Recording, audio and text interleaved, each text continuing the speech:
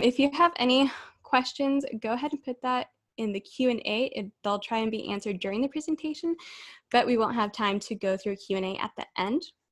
If you have any IT problems or need Otter AI for live captioning, please check the chat for that link.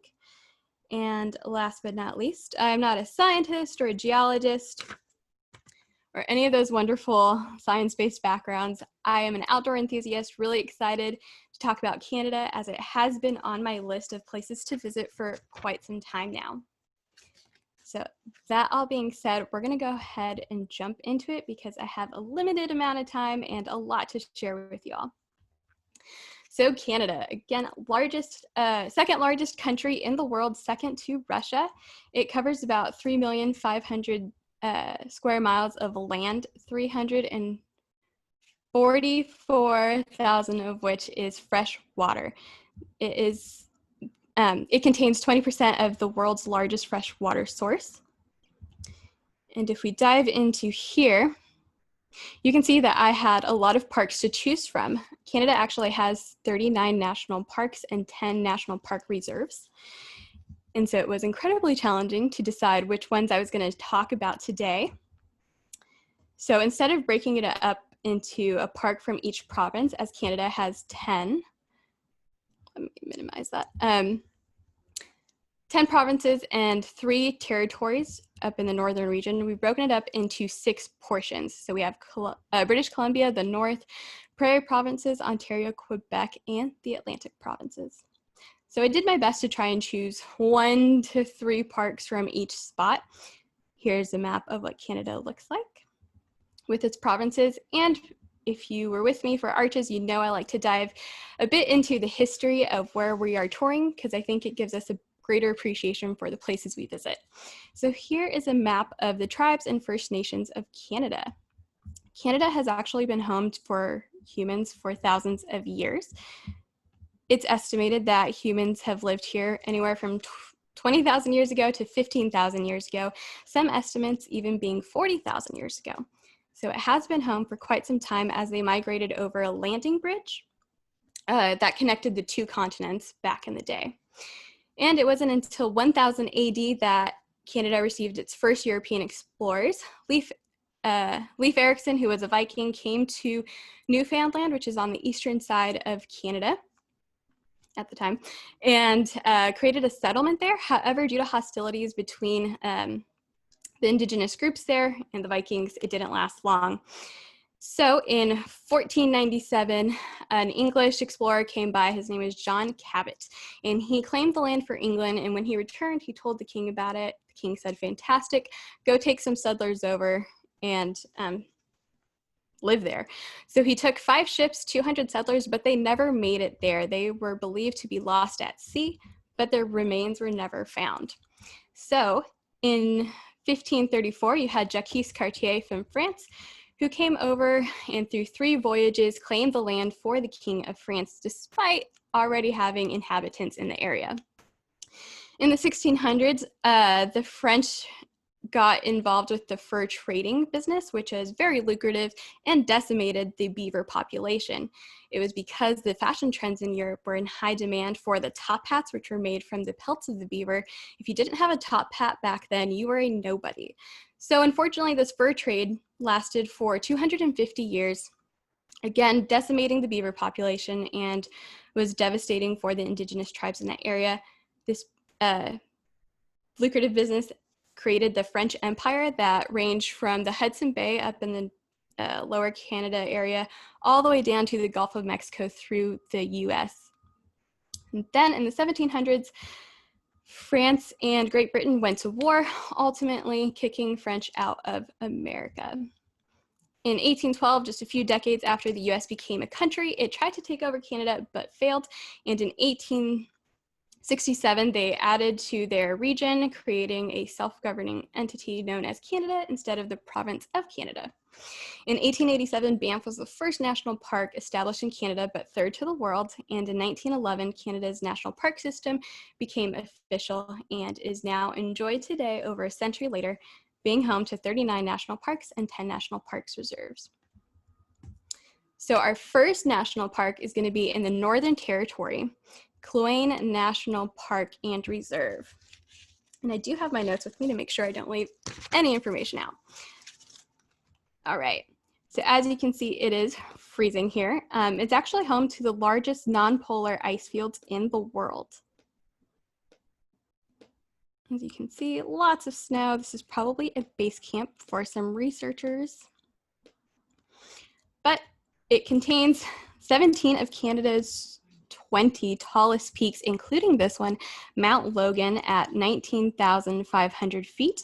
If you're interested in mountaineering, this would be a 16-mile journey that takes about 10 to 15 hours to complete. There are over 2,000 glaciers scattered throughout the landscape here.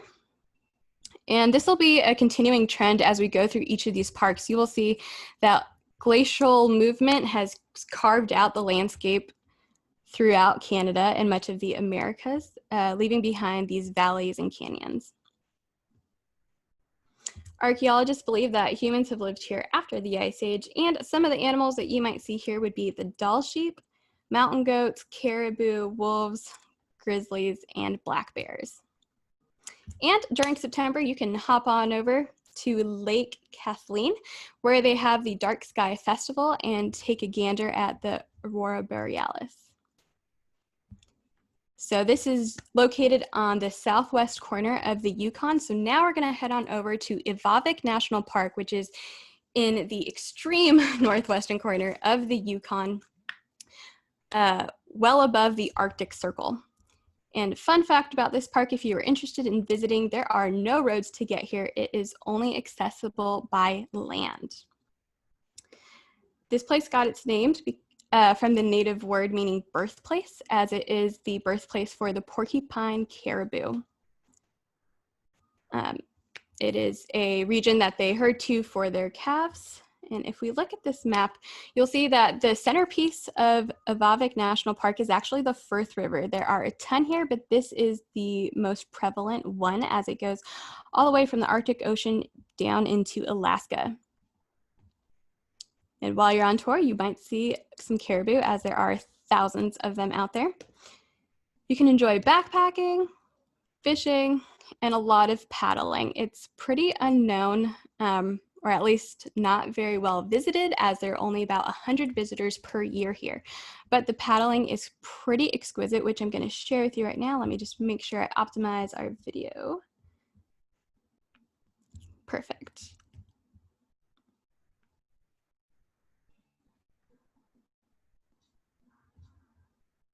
So these rivers do contain type 2 rapids all the way to type 4, depending on what section of the river you are paddling on.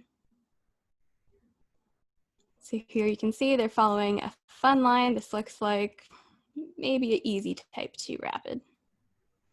It's a little choppy, Celeste. Can we try it is? without that optimization? Thanks for letting me know. Let's see.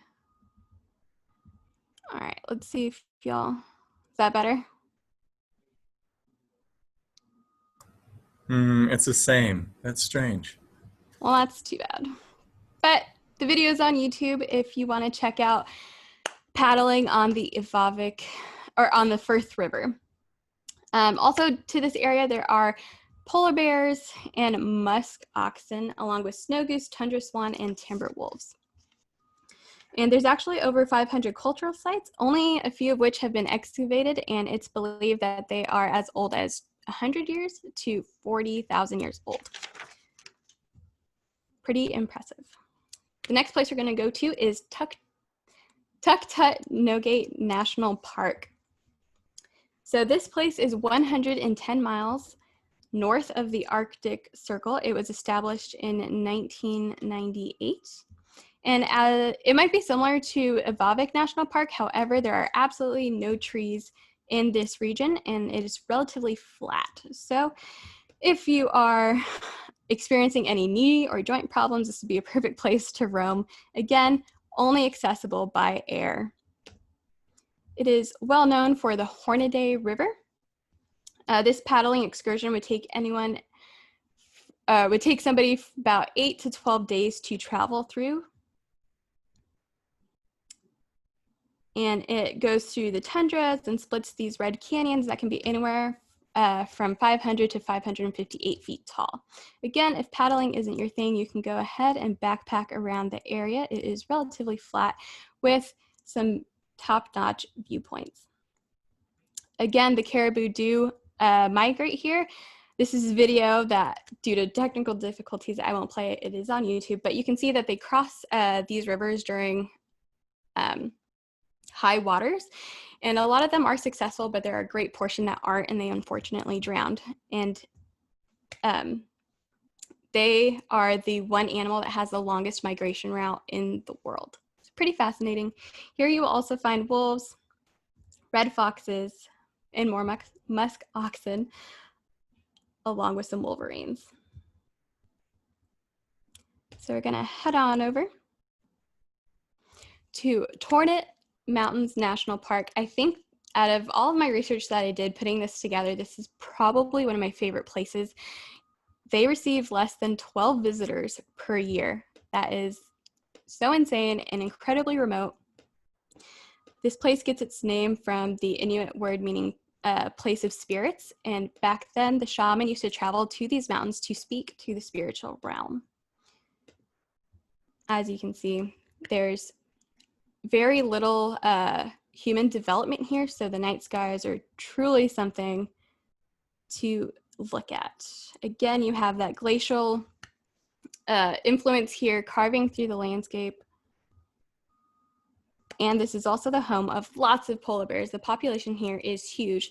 That being said, if you plan on visiting here, you must have a guide with you, and they require you to watch a 30-minute video on how to survive in polar bear country, which the spark notes of it is if you encounter one and it attacks you, punch it in the nose as hard as you can and fight for your life, because the chances of you coming out are pretty slim. People who have disregarded this information snuck past the boundaries without a guide, almost got mauled to death. So again, make sure you are being cautious when out there. They are majestic creatures, but very territorial. Not only do the guides provide protection from you, but they enrich your experience by sharing part of their culture with you.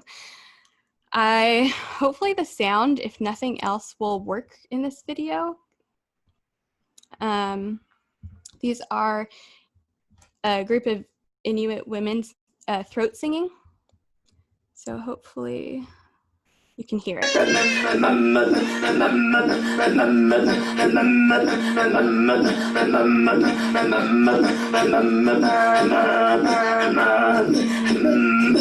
just a tidbit of the throat singing that you would experience there. Again, very, very few people travel here because it is a very well protected area. And if you do get to visit this place, it is absolutely a once in a lifetime experience and very unique to any other.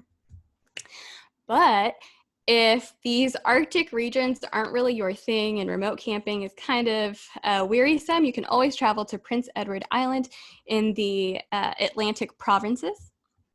They are known for their world-renowned sandy beaches and the Arcadian forest. So if we spin around, you can see how there's just immediately sandy beaches and then this epic forest here. It is 37 miles large and was established in 1937, and it's known for, again, those beaches and the boardwalks here.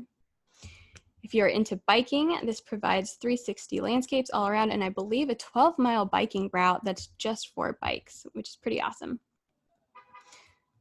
Paddling is popular, and again, here are those boardwalks that they talk about that go through the wetlands of Prince Edward National Park.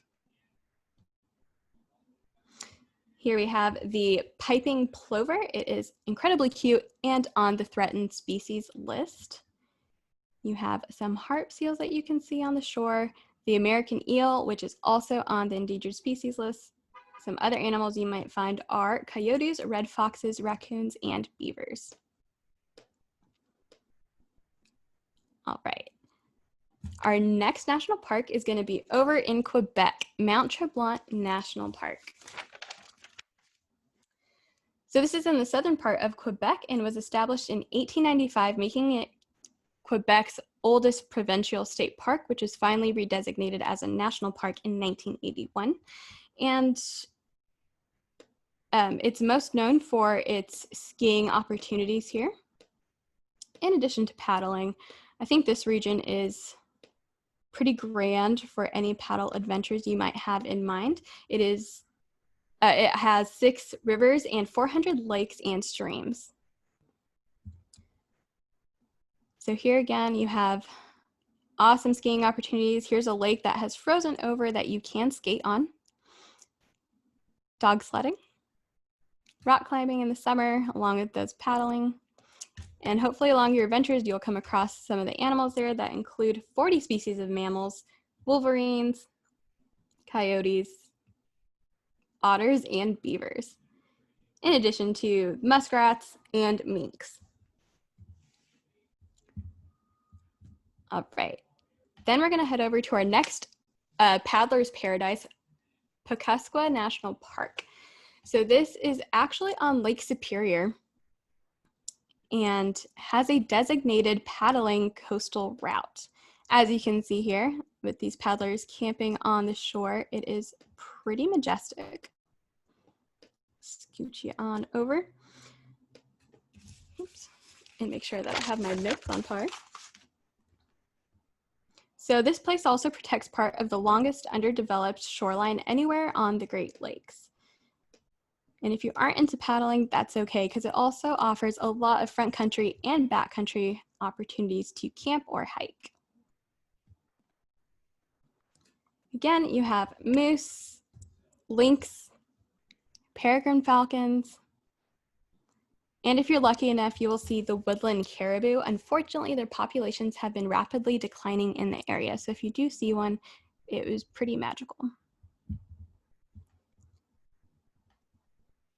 So our next park that we're going to hop on over to is completely different than these previous landscapes that we've seen. It is the Grasslands National Park. This is my favorite Google Earth pinpoint. Look at that. Those are bison right there, and you can see this roaming grassland. They actually reintroduced the prairie bison to the area in 2006, and in 2015, their population went from 71 members to 300 members. So their population has been steadily growing. In addition to that, they also reintroduced the black-footed ferret after a 70-year absence from the area.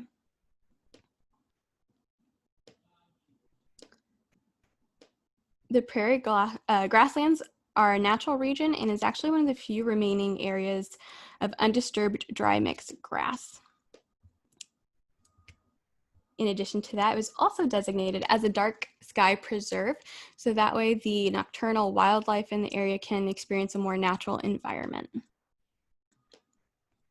And it receives about 12,000 visitors per year. All right, now we're gonna hop on over to some Rocky Mountain territory, Mount Revelstoke National Park. This place is gorgeous and small. It's about 100 square miles, but what it lacks for in size, it absolutely makes up for in beauty. Look at this. It's so beautiful. It became a popular skiing area and actually one of the first skiing areas in North America during the 20th century. It contains a portion of the world's few inland temperate rainforests. Again, wonderful skiing area. And these temperate forests contain trees that are 800 years old. They are cedar trees and are home to the banana slug. So you'll see common animals here. And because this place had such awesome viewpoints on Google Earth, I couldn't decide between which one to use. So here's another viewpoint up on a higher peak. Absolutely gorgeous. And you can see that there are mountain ranges that just go as far as the eye can see, essentially. So definitely add this to your bucket list. All right, our next national park is Jasper. Jasper is located in the Canadian Rockies and is actually the largest park there. This landscape covers expansive, rugged terrain, but also very fragile ecosystems. And again, you have these breathtaking and impressive mountain ranges over yonder, these really pretty blue lakes. And here's a clearer picture of that. It's considered to be the wildest mountain park and actually contains 70 species of mammals here. Here's some of the popular warm weather activities is paddling, swimming, kayaking, fishing, and rafting. And in the winter, you could do some ice climbing or skating on the frozen rivers. Again, some of those 70 species of mammals are moose, deer, caribou, bighorn sheep, cougars, coyotes, wolves. And because that they are home to so many animals, they actually became part of the UNESCO World Heritage Site. Many other parks attempted to be a successful habitat for multiple species, but none were as successful as Jasper National Park. Cool. So we're gonna head over to our last national park located in the Rocky Mountain area, Banff National Park. It is most associated with this very lake, Lake Louise. So whenever somebody thinks about Banff, this is usually the most popular picture that appears on Google, mainly due to the color of this lake. It is very surreal and gets its color from the glacial wash. So rock flour is carried through the glacial melt that trickles down into the lake, and then the sun shines on the particles, which refract blue and green wavelengths of light. And a clearer shot of that is in this picture. If you're into mountaineering, you can always head on over to Mount Asinabina. You're gonna have to check the chat for the way you pronounce that. But this peak is the tallest in Banff, and it is 11,800 feet tall. And some of the animals, let's see. And if you're not into mountaineering, you can always go rafting on the pristine rivers that are here. Or if you just want to relax, you can head over to the Cave and Basin Hot Springs, which is actually a historical site, as this is where Banff kind of originated from. In the 1800s, railroad workers came across it and started using it as a recreational area, which gained popularity and eventually recognition as a site that should be protected. And it was later expanded and established as a national park in 1885. And it's approximately 4,126 square miles large. Some of the animals you'll see here are the bald eagle, bighorn sheep, some wolves, and the grizzly bears.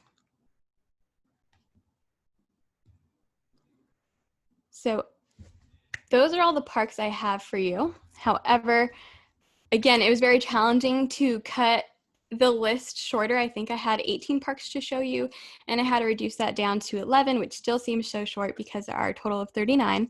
But I came across some fun facts that I thought I would take some time to share with you. Elk are abundant in lots of parts of Canada. And if you're a moviegoer or just a fan of Lord of the Rings, hopefully the sounds will come through if the video is a bit pixelated.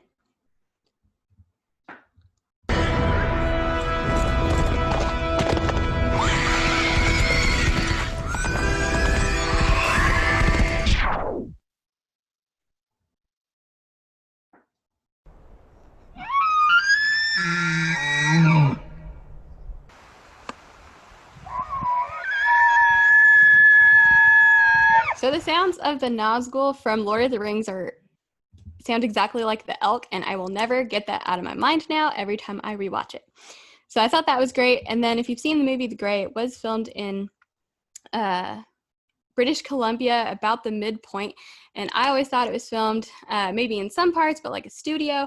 It in fact was filmed in the elements. What you are seeing there is their actual reactions to shivering and frostbite. The director famously said, "I don't want to film you acting, I want to film you behaving." So I thought that was really interesting and amazing to find that it wasn't special effects, really.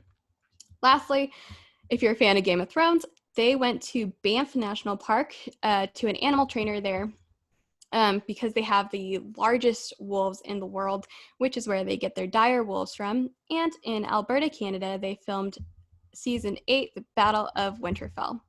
So I thought those are pretty cool facts. And I've been really excited to share all of this with you. I'm going to let Chris hop on, but again, show you the maps of all the national parks. Please check out the links in the chat box for the website for the national parks in Canada. As you can see, there are tons to check out, lots to see, and I would highly encourage you to do some research on your own. I found a lot of new places that I've added to my Canadian bucket list. Awesome. Thank you so much for putting this together, Celeste. We appreciate you closing us out because this is our last virtual tour for the summer. We're going to take August off. I have to run some freshman orientation camps. We got to prep some more fun programs, but we will be back in the fall, starting in September. It's probably going to be this exact same Zoom link, and we'll use the same Eventbrite and social media to get all that information to you. In the meantime, if there's some ones that you missed, feel free to follow that YouTube link in the chat, which is finally up to date. It only took me 3 months to get some of them up there, but all our videos, or 90% of them, should be on there. Otherwise, our donation link is in there. The summer was super awesome because of all of you making it possible, coming out, engaging. So we do appreciate everything that you've done and been around for, and it was a super fun ride. So with that being said, it'll be a short, sweet goodbye, but we will see you back in September. Stay safe out there and keep on exploring even from your couch. We'll see you all around. Bye, everyone.